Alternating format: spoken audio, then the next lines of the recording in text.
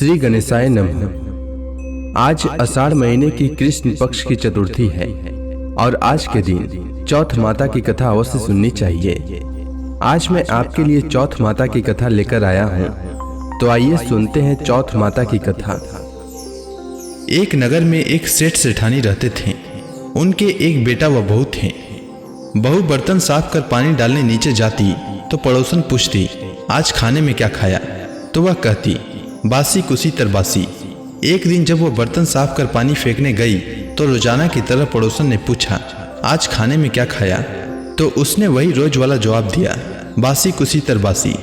उस दिन सेठ के बेटे ने उसकी बात सुन ली और मन ही मन सोचने लगा, अभी तो यह गर्मा गर्म भोजन करके आई है, फिर ये पड़ोसन को बासी क्यों बता रही है। दूसरे दिन उसने अपनी माँ से कहकर खीर खांड का भोजन बनवाया। माँ व बेटा बहू ने साथ बैठकर प्रसन्नता के साथ भोजन किया। बहू बर्तन साफ कर पानी डालने नीचे गई तो पीछे पीछे उसका पति भी गया। आज भी हमेशा की तरह पड़ोसन ने पूछा, आज खाने में क्या खाया? तो उसका वही रोज वाला जवाब था, बासी कुसी तरबासी। उसके पति को बहुत गुस्सा आया। रात्रि होने का इंतजार करने लगा। जब रात्रि में पत्नी कमरे में आई, हाथ पकड़कर बोला, मेरे सामने खीर खांड के भोजन करके आई है, फिर पड़ोसन को बासी भोजन क्यों बताया? तब वह मुस्कुराकर बोली कि यह आपके पूर्वजों की कमाई है, यह धन ना आपने कमाया ना आपके पिताजी ने, तो हुई न बासी। यह सुनकर उसने परदेश जाने का विचार कर सुबह उठकर माँ से बोला, माँ मैं कमाने के लिए परदेश जाऊंगा। तब माँ ने कहा, अपने पास बहुत धन है, तुझे परदेश जाने की क्या आवश्यकता है?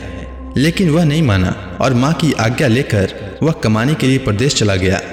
वहां उसको एक सेठ के यहाँ नौकरी मिल गई। कुछ समय में ही उसने सारा काम काज संभाल लिया। सेठ का विश्वास पात्र बन गया।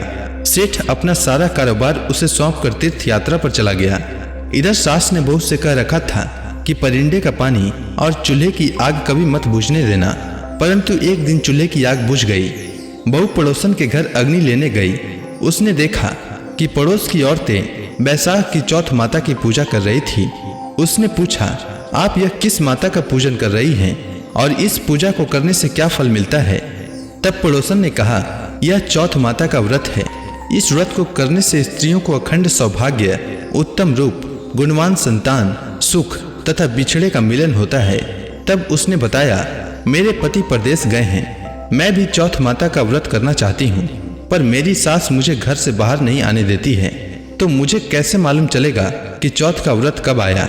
तब पड़ोसन ने कहा, बहू तुम रोजाना एक डिबिया में एक दाना गेहूं रखते जाना, जब 30 दाने हो जाएं, उस दिन चौथ माता का व्रत रख लेना और शाम को चौथ विनायक जी का पूजन कर चंद्रमा का अर्घ्य देकर फिर खाना खा लेना।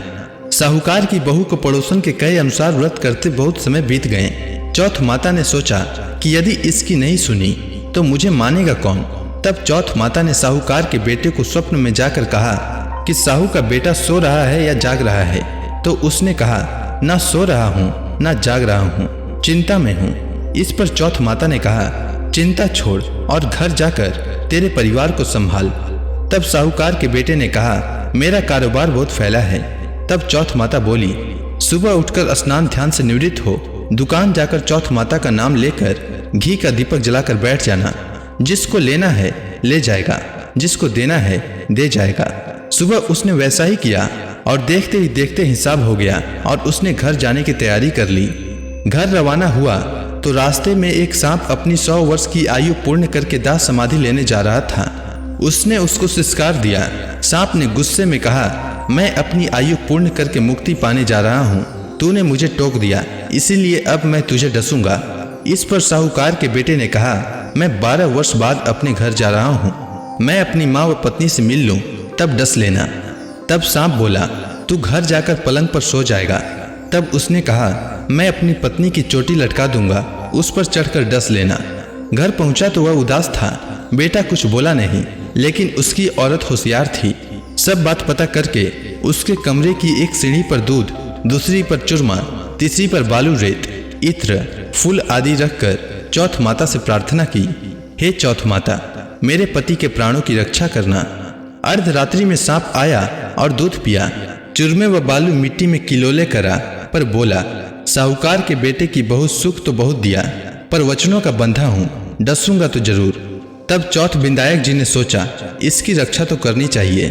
तब चौथ माता तलवार बनी, विंदायक जी ढाल बने और सांप के टुकड़े हो गए। सांप की पूंछ का टुकड़ा उसकी जूती में जाकर गिर गया।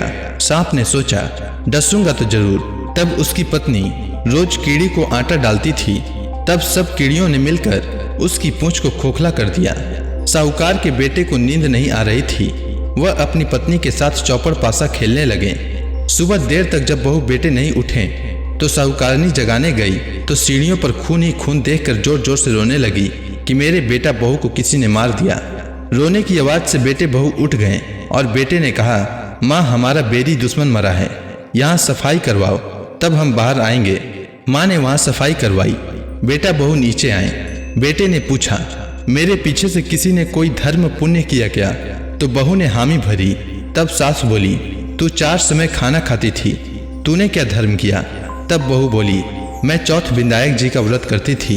एक समय का खाना पानी वाली को देती, दूसरी बार का गाय के बछड़े को, तीसरी बार का जमीन में गाड़ देती और चौथी बार का चांद को अर्घ देकर स्वयं खा लेती। मैंने बनिए की दुकान से पूजा का सामान मंगवाया, उसका हिसाब कर देना। सास ने पानी वाली से पूछा तो उसने कहा महीने की हर चौथ को मुझे खाना देती थी।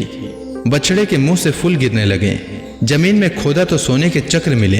बनिए से पूछा तो उसने अपना सारा हिसाब बताया। फिर बहू ने कहा अब वैसाख की चौथ का उद्यापन करना है। सास बहू ने चौथ माता का उद्यापन धूमधाम से किया और सारी नगरी में कहलवा दिया कि सब कोई चौथ माता का व्रत करना। साल की 12 चौथ करना, 12 नहीं तो 4 करना, 4 नहीं तो 2 चौथ माता के व्रत तो अवश्य ही करना चाहिए। हे चौथ माता, जैसे साहूकारनी की बहू पर प्रसन्न हुई वैसे ही सब पर होना और सबकी मनोकामना पूर्ण करना। तो प्रेम से बोलिए चौथ माता की जय। उम्मीद है आपको चौथ माता की व्रत कथा अच्छी लगी होगी। धन्यवाद।